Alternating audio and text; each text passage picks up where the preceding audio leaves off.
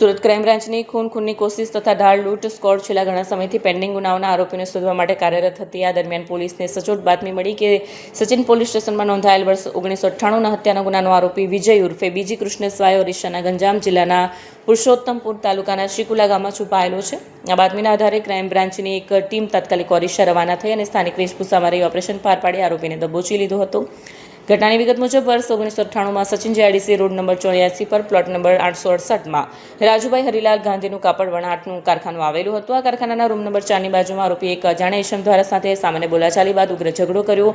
ઉશ્કેરાયેલા આરોપીએ તે અજાણ્યા વ્યક્તિને ગંભીર માર મારી તેની ક્રૂર હત્યા કરી હતી અને ગુનો નોંધાયો હતો. હત્યાને અંજામ આપ્યા બાદ વિજયને અહેસાસ થયો હતો કે પોલીસ તેને શોધી લેશે. ધરપકડથી બચવા માટે તે તાત્કાલિક ગુજરાત છોડીને પશ્ચિમ બંગાળ ભાગી ગયો હતો. સુરત પોલીસ કમિશનરની સૂચના મુજબ નાસ્તા ફરતા આરોપીને પકડવાની ડ્રાઈવ અંતર્ગત ક્રાઇમ બ્રાન્ચે જૂના રેકોર્ડ તપાસ્યા. આરોપીના વતનની વિગતો કઢાવી ત્યાં વોચ ગોઠવવામાં આવી. 28 વર્ષ પછી આરોપીને એમ હતું કે હવે કોઈ તેને ઓળખશે નહીં, પરંતુ ક્રાઇમ બ્રાન્ચની ટીમે સચોટ ઓપરેશન દ્વારા તેને વતનમાંથી ઝડપી પાડ્યો. આગળની તપાસ અને કાર્યવાહી ચાલુ છે.